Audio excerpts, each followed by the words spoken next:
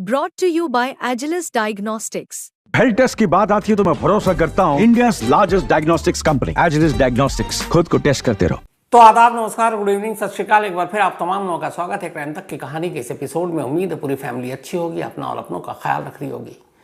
कई साल पहले एक फिल्म आई थी अनुराग कश्यप की, और उस फिल्म की जो कहानी लिखी थी ज़ीशान कादरी, हमारे दोस्त थे वो, और फिल्म में एक्टिंग भी की थी।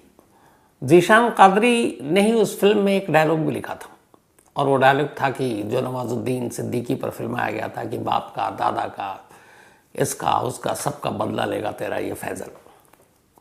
अब ये कहानी फिल्मी थी, डायलॉग फिल्मी था, लेकिन इस वक्त बनारस में इस डायलॉग की बहुत चर्चा हो रही है, और उसकी वजह है कहानी। और इस कहानी की वजह से लोग ये बातें कर रहे हैं कि क्या वाकई गैंग्स ऑफ वासेपुर की जो फिल्मी कहानी थी उसको हकीकत की दुनिया में किसी ने एक तरह से आजमा डाला। बेंगलुरु में एक कारोबारी रहते हैं राजेंद्र गुप्ता। राजेंद्र गुप्ता का अपना एक परिवार में एक पत्नी और 3 बच्चे, 2 बेटे और 1 बेटी। ट्यूसडे का दिन था, लास्ट मंगलवार, अभी 2 दिन पहले की बात है। अचानक दोपहर को इस घर से एक साथ 4 लाशें मिलती हैं, और ये लाशें थी राजेंद्र गुप्ता की पत्नी नीतू गुप्ता, उम्र 42 साल, राजेंद्र गुप्ता के बड़े बेटे नवलेंद्र, उम्र 25 साल। नवलेंद्र बेंगलुरु में इंजीनियर है। इसके अलावा नवलेंद्र का छोटा भाई शुभेंद्र 15 साल, और इन दोनों की एक बहन गौरांगी, उम्र 16 साल। ये 4 लाशें घर के अंदर थीं। चारों को 2-2 गोलियां मारी गई थी, एक सर पर और एक सीने पर। अब इस घर के अंदर 5 लोग रहा करते थे, घर के बाकी हिस्से में किराएदार थे, लेकिन इस घर का जो मुखिया और मालिक वो घर में नहीं था। न लाशें की गिनती में उसका कहीं कोई नाम था। राजेंद्र गुप्ता घर से गायब, और पीछे में राजेंद्र गुप्ता के पूरे परिवार का खात्मा। 4 लाशें घर के अंदर, और सभी को एक ही जगह एक ही तरीके से 2-2 गोलियां मारी गई। एक घर के अंदर 4 कत्ल हो तो हंगामा तो होगा ही। भीड़ जमा होने लगी, बनारस की पुलिस पहुंची, तफ्तीश शुरू हुई, और शुरुआत में बड़ा आसान सा ये केस लगा कि घर के अंदर 4 कत्ल हुआ और राजेंद्र गुप्ता घर में है नहीं, मरने वालों में उसका नाम नहीं है, लाश मिली नहीं है। इसका मतलब है कि राजेंद्र गुप्ता ने ही अपने परिवार का खात्मा कर डाला। अब ये शक क्यों? कोई पति अपनी पत्नी या अपने बच्चों को क्यों मारेगा? तो उसकी वजह थी एक इतिहास ये कि राजेंद्र गुप्ता ऑलरेडी 4 कत्ल का मुलजिम रहा था कभी, बल्कि मुजरिम भी हुआ। उसके ऊपर अपने ही बाप, अपने ही छोटे भाई की पत्नी और उसके फादर के साथ जो गार्ड रहा करता था, इन चारों को 2 किश्तों में अलग अलग उनका कत्ल करने का इल्ज़ाम था। और इस इल्ज़ाम में राजेंद्र गुप्ता कभी जेल भी गया, फिर पैरोल पर बाहर आया। तो अब ऐसे शख्स जिसका इतिहास ये है और घर के अंदर 4 लाशें हैं, तो पहला शक पुलिस को यही था कि राजेंद्र गुप्ता ने ही मार डाला, क्योंकि पड़ोसियों और बाकी लोगों की शिकायत ये थी कि अक्सर वो बीवी से झगड़ा भी करता था, बहुत ज़्यादा शॉर्ट टेम्पर था। तो जो गवाह थे जिनसे पूछताछ हुई, उसके बाद बनारस पुलिस अब राजेंद्र गुप्ता की तलाश में जुट गई कि वही कातिल है। अब पुलिस राजेंद्र गुप्ता की तलाश कर रही है। थोड़ी देर के बाद उसके मोबाइल के जरिए राजेंद्र गुप्ता का लास्ट लोकेशन मिलता है, ट्यूसडे को। दोपहर से शाम हो गई थी अब तक इस सारी तफ्तीश में। शाम को जो राजेंद्र गुप्ता का लोकेशन मिला, वो उस घर से जिस घर से 4 लाशें मिली थी, उससे लगभग 12-15 किलोमीटर के दायरे में, उस शहर से बाहर। उस लोकेशन को पीछा करते करते बनारस पुलिस की एक टीम वहां पर पहुंचती है। एक अधबना मकान, यानी कि अभी पूरी तरह से तैयार नहीं था, उस मकान का ही लोकेशन मोबाइल पर दिख रहा था। पुलिस उस मकान के अंदर जाती है। मकान के अंदर कोई रह नहीं रहा था, क्योंकि अभी पूरी तरह से बना नहीं था। लेकिन अंदर जाते ही पुलिस की नज़र एक बेड पर पड़ती है, और उस बेड पर एक चारपाई टाइप चीज़ थी। एक पूरी तरह से बिना कपड़ों के एक लाश पड़ी हुई थी। जब गौर से देखा गया तो पता चला कि वो लाश राजेंद्र गुप्ता की है। तो पहला धक्का बनारस पुलिस को ये कि थोड़ी देर पहले तक 4 कत्ल के लिए जिसको जिम्मेदार माना जा रहा था, जिस पर शक किया जा रहा था कि राजेंद्र गुप्ता ने ही यह कत्ल किया है, अब राजेंद्र गुप्ता की ही लाश थी। लेकिन यहीं से पुलिस की थ्योरी भी पलट गई। अब पुलिस को लगा कि राजेंद्र गुप्ता ने 4 अपने परिवार के लोगों को मारने के बाद शायद उसे कुछ अफसोस हुआ या फिर उसे लगा कि पकड़ा जाएगा, और इसीलिए उसने खुदकुशी कर ली। ये पुलिस की अब दूसरी थ्योरी थी। लेकिन फिर पुलिस को भी एहसास हुआ कि एक शख्स जो खुदकुशी करेगा वो खुद को 2 गोली नहीं मार सकता। और इत्तेफाक की बात है कि जो घर के अंदर 4 लाशें मिली थी और चारों को जिस जगह पर जितनी गोलियां मारी गई थी, सेम वैसी ही गोलियां राजेंद्र गुप्ता को भी मारी गई थी। यानी कातिल ने हर एक को गोली मारने के लिए गोली भी गिनी कि 2-2 गोली मारनी है। कहाँ पे मारनी है उस जगह को भी चुना, सर और सीने पर। और सेम राजेंद्र गुप्ता के भी सर और सीने पर गोली मारी गई। फर्क इतना था कि बाकी की जो 4 लाशें घर में मिली थी उन सब के जिस्म पर कपड़े थे, लेकिन राजेंद्र गुप्ता के जिस्म पर एक अदद भी कपड़ा नहीं था।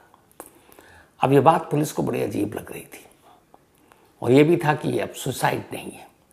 तो कुल मिलाकर अब जब ये लगा कि ये सुसाइड नहीं है, तो इसका मतलब ये हुआ कि एक ही दिन में 5 कत्ल हुए, और एक ही घर के 5 लोगों के। घर के मुखिया राजेंद्र गुप्ता, उनकी पत्नी, 2 बेटे और 1 बेटी का। अब 5 कत्ल कौन करेगा? पुलिस ने तफ्तीश शुरू की। कारोबारी आदमी थे राजेंद्र गुप्ता। घर के आसपास दर्जनों किराएदार रहते थे जिनसे बहुत बड़े पैसे किराए पे आते थे।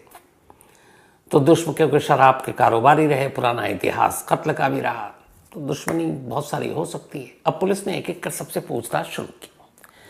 जब पूछताछ शुरू की तो अचानक राजेंद्र गुप्ता की मां पुलिस को एक बयान देती है, और यहां से पूरी कहानी 27-28 साल पहले लौट जाती है।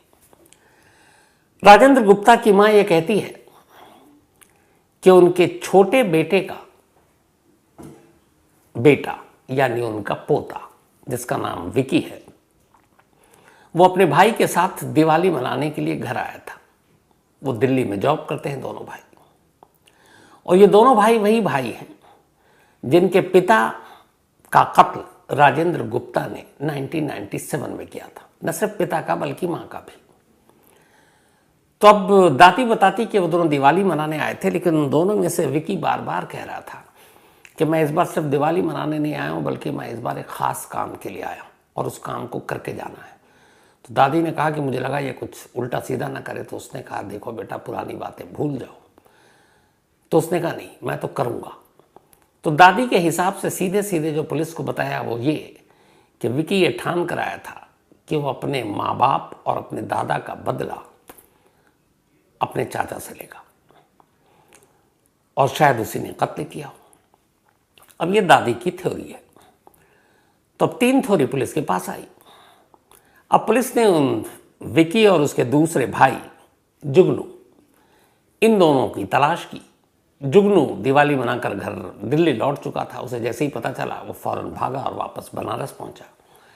तो अब उन 2 भाइयों में से, यानी कि राजेंद्र गुप्ता के 2 भतीजों में से एक भतीजा बनारस में था और पुलिस उसके बयान लिख रही थी। लेकिन जुगनू का बड़ा भाई विकी, उसका मोबाइल बंद, और जुगनू को भी पता नहीं कि वो है कहां।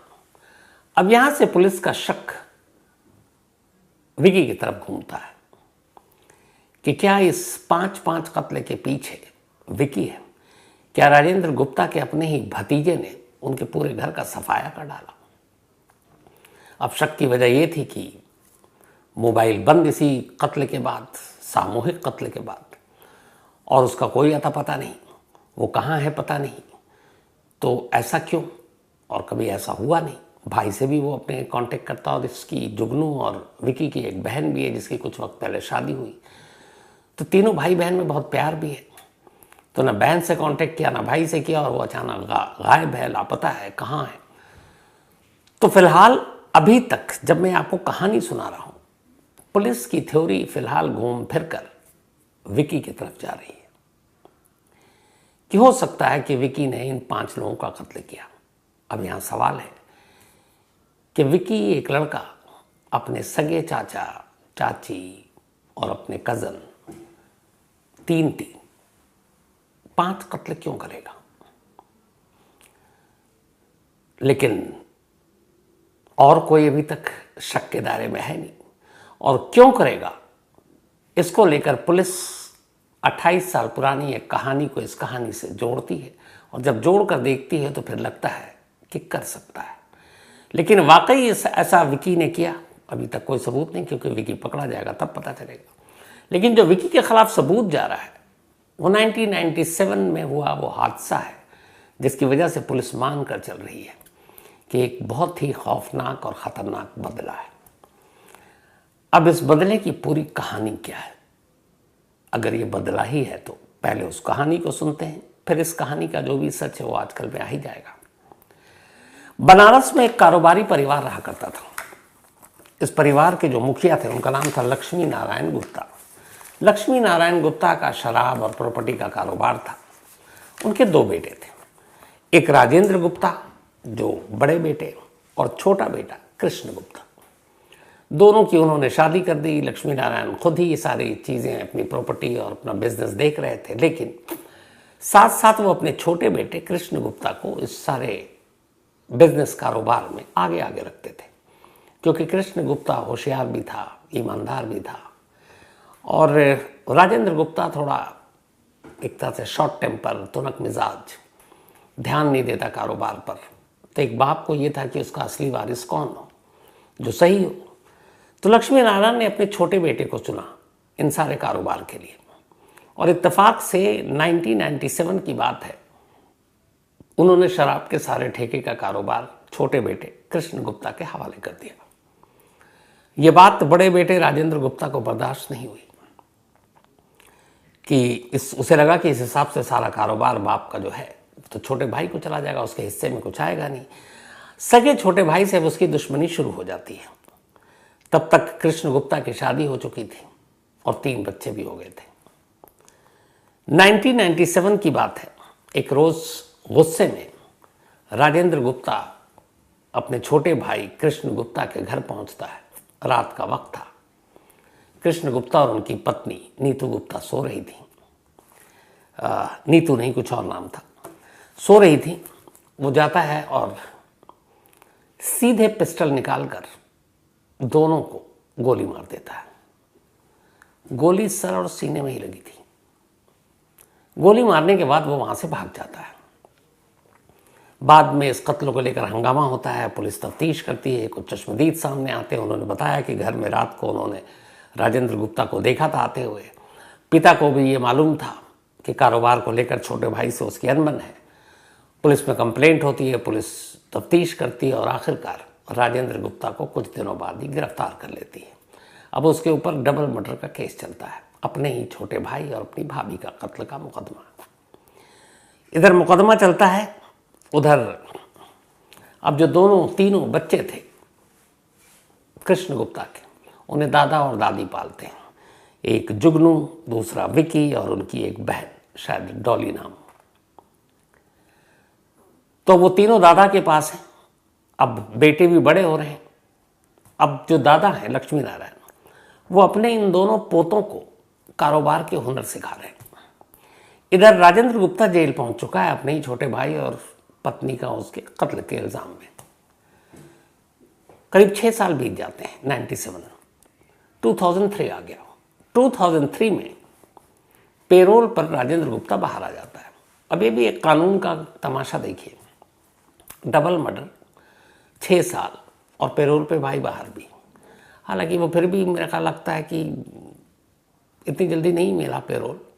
जो अपने राम रहीम साहब हर 3 महीने में छुट्टियां मनाते हैं पेरोल या फरलों के नाम पर। खैर 6 साल बाद 2003 में राजेंद्र गुप्ता बाहर आता है पेरोल पर। और बाहर आने के बाद अब वो देखता है कि उसके पिता अब उस भाई, जिस भाई को उसने मारा, उसके बच्चों को कारोबार के लिए तैयार कर रहे हैं। उसे बड़ा गुस्सा आता है। उसे लगता है कि मैंने तो अपने भाई को निपटा दिया, लेकिन अब ये नया वारिस तैयार कर रहे हैं पिता। उसे फिर गुस्सा आता है और वो कहता है कि आप मेरा कारोबार मेरे नाम कर दो। पिता कहता है कि मैं तुमको अब कुछ भी नहीं दूंगा, क्योंकि तुमने अपने ही छोटे भाई और उसकी पत्नी का कत्ल किया है, इन बच्चों को अनाथ कर दिया है, तो तुम्हें हमारे कारोबार से एक पैसा भी नहीं मिलेगा। ये सुनकर अब राजेंद्र गुप्ता अपने पिता को धमकी देता है और कहता है कि मैं देख लूंगा। पिता को मालूम था कि ये कुछ भी कर सकता है, वो अपनी सुरक्षा के लिए गार्ड रख लेते हैं। अब पिता गार्ड के साथ थे, लेकिन फिर तभी एक रोज अचानक शहर में ही सड़क पर एक शख्स आता है। लक्ष्मी नारायण गुप्ता अपने गार्ड के साथ जा रहे थे, वो अंधाधुंध गोलियां चलाता है और लक्ष्मी नारायण गुप्ता और उनके गार्ड दोनों की शूट आउट में मौत हो जाती है। उंगली फिर उठती है राजेंद्र गुप्ता की तरफ, लेकिन शूटर कौन? राजेंद्र गुप्ता उस वक्त अपने आप को कहीं और पेश कर रहा है। तमाम अखबारों में खबर भी आई कि यह कत्ल किराए पर कातिल को बुलाकर किया गया था और कत्ल करने वाला कोई और नहीं राजेंद्र गुप्ता। उसकी वजह ये कि लक्ष्मी नारायण के कत्ल से किसी और को कोई फायदा नहीं होने वाला और सीधे सीधे सबसे ज़्यादा फायदा होने वाला है तो वो है उनका बड़ा बेटा यानी राजेंद्र गुप्ता, क्योंकि सारा कारोबार अब उसके हिस्से आ जाता। बाप के हटते ही वो बेटा होने के नाते हकदार था। लेकिन पुलिस ने भी ईमानदारी से तब अपना काम नहीं किया। 2003 में जांच वांच करके इधर उधर गोलमोल कर दिया। अब राजेंद्र गुप्ता को वो सब कुछ मिल गया जो वो चाहता था, लेकिन 4 मौत के बाद छोटे भाई, उसकी पत्नी, पिता और एक गार्ड। इधर राजेंद्र गुप्ता की पहली पत्नी से बनी नहीं, उससे एक बेटा था, उसे छोड़ दिया। फिर उसने दूसरी शादी की, दूसरी शादी से ही उसे 3 बच्चे हुए, 2 बेटा और एक बेटी। अब उसने इनकी परवरिश शुरू की। इधर कहानी ये कि अब जो कृष्ण गुप्ता के बच्चे थे 3, जुगनू, विकास या विकी और उसकी एक बहन, ना माँ ना बाप ना अब दादा रहे जो पाल रहे थे, ले देकर अब एक दादी थी।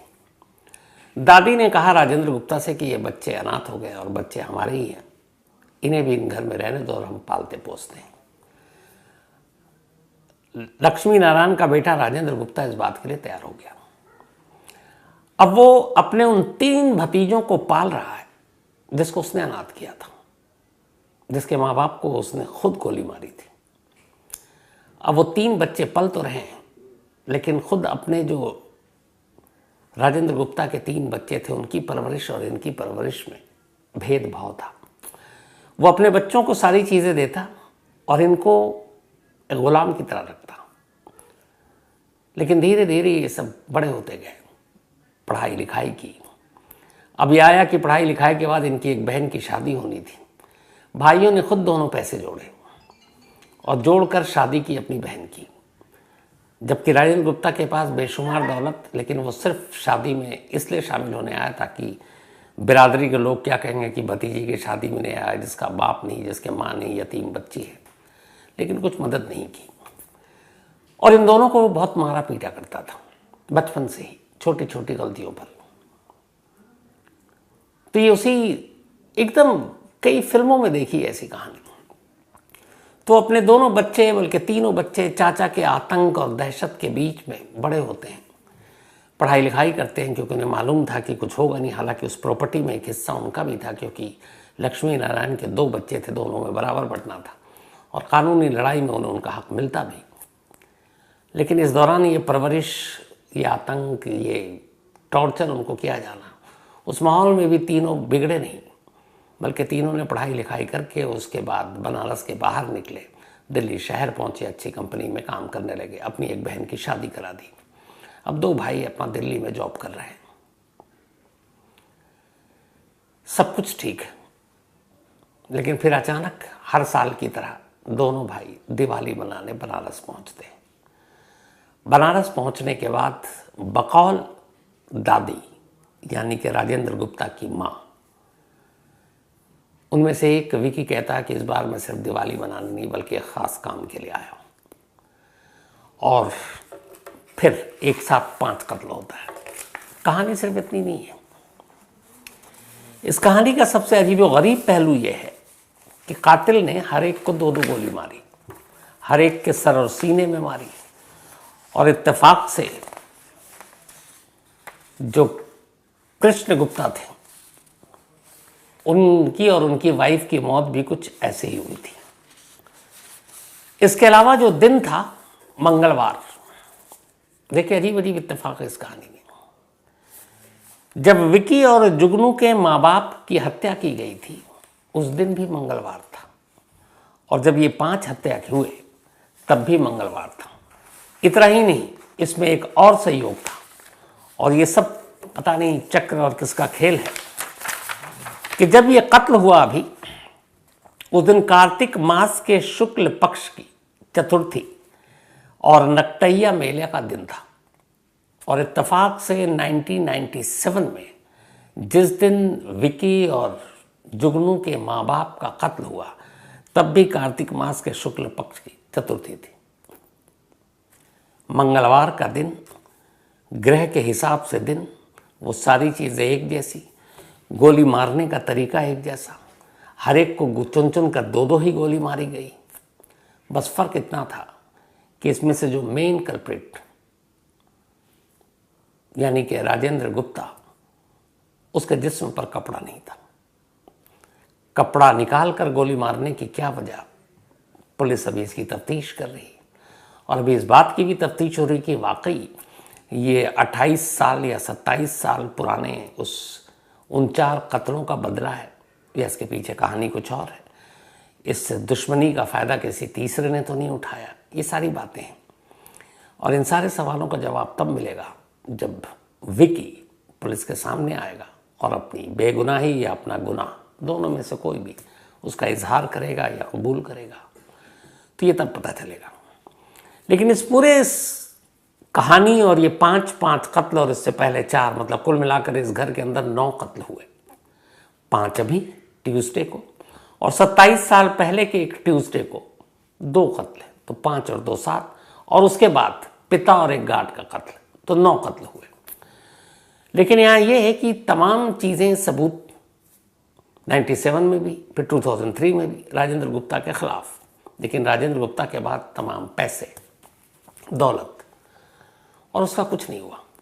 क्या 2 कत्ल की मतलब इतनी सज़ा है कि सिर्फ आप 6 साल के अंदर पेरोल पे बाहर आ गए, उसके बाद आपने दूसरी शादी की और उसके बाद आप उसी तरीके से अपनी पूरी ज़िंदगी बिता रहे हैं, कारोबार भी कर रहे हैं? कानून कुछ कर नहीं रहा, क्योंकि आपने मर्डर किया, डबल मर्डर, और उसके बाद 2 और मर्डर जिसकी कोई इन्वेस्टिगेशन ही ढंग से नहीं हुई।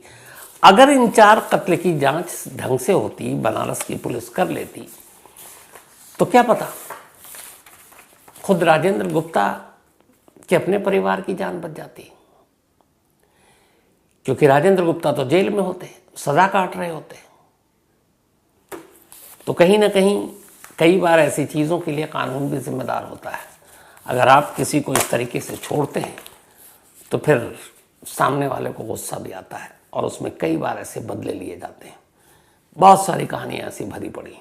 लेकिन इस वक्त ये कहना कि ये काम वाकई विकी ने किया है अभी गलत भी होगा, क्योंकि जब तक विकी मिल नहीं जाता, पुलिस उससे पूछताछ नहीं कर लेती, तब तक ये कहना कि ये बदला था सही नहीं होगा। लेकिन क्या है ये, शायद अगले 1-2 दिन में इसका खुलासा हो जाए। तो कहानी में इतना ही फिलहाल, लेकिन कहानी खत्म करूं उससे पहले वही अपना सिलसिला। आज हमारी वारदात टीम की मेंबर मनीषा झा, इनका बर्थडे है, और आज ये छुट्टी पर भी है, छठ भी मना रही है। और कमाल है कि माइकल झा, यार तुम्हारा नाम बहुत खूबसूरत लगता है माइकल मुझे, तो माइकल झा ने भेजा है कि मनीषा झा जी या मोना दीदी बहुत बहुत जन्मदिन की बधाई। और मनीषा, पूरी वारदात टीम, पूरी क्राइम तक टीम, हर एक की तरफ से तुम्हें जन्मदिन की बहुत बहुत बधाई। हमेशा अच्छी रहो, खुश रहो, जो ज़िंदगी में चाहती हो वो हमेशा तुम्हें मिले, यही दुआ है। और मनीषा के बारे में इतना बताऊं आपको आज कि मुझे लगता है कि हर घर में एक मनीषा जैसी बेटी ज़रूर होनी चाहिए, इसलिए कि जिस तरीके से ये अपने माँ बाप की देखभाल करती है, उनका ख्याल रखती है, मतलब किसी भी माँ बाप को गर्व होगा। तो मैं यही चाहता हूँ कि हर घर में मनीषा जैसी एक बेटी ज़रूर हो। हैप्पी बर्थडे, आज तुम्हारा दिन है, एंजॉय करो मनीषा, पार्टी बाद में दे देना। साथ ही वर्षा, इनका भी आज बर्थडे है, तो हैप्पी बर्थडे वर्षा। और ये चंद्र जी की बहन है, तो वर्षा हैप्पी बर्थडे, और चंडीगढ़ से भेजा है। साथ ही मास्टर सैयद सलाउद्दीन का भी आज बर्थडे है, तो happy birthday master Syed Salahuddin साहब। एंड सैयद फरीदुद्दीन इन्होंने भेजा, उनके बेटे हैं मास्टर साहब, और इंदौर से हैं ये। इसके अलावा क्रांति मिश्रा, इनका भी आज बर्थडे, तो हैप्पी बर्थडे क्रांति। भेजा रोहित कुमार ने है आगरा से।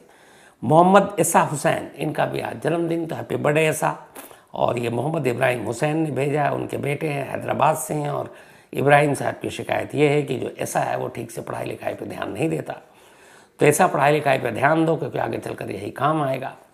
और थोड़ा सा ध्यान दोगे, बाकी अपने आप सब हो जाता है। तो all the best. Ganesh Patil, इनका भी आज बर्थडे है, हैप्पी बर्थडे गणेश साहब। और ये सुदेश जी ने भेजा है, साथ ही रागनी, व्योम एंड ध्रुवा ने। साथ ही एक चीज़ जो शुरू में भूल गया, हैप्पी छठ पूजा सभी को। आज छठ और धूमधाम से आजकल तो पूरे देश में ही मनाया जाता है, पहले 1-2 राज्यों तक सीमित था। तो छठ पूजा की आप तमाम लोगों को बहुत बहुत ढेरों बधाई, शुभकामनाएं। कहानी में आज इतना ही। अब आपसे मिलेंगे कल रात 9 बजे किसी नई कहानी के साथ। तब तक अपना और अपनों का ख्याल रखिएगा। Thank you very much.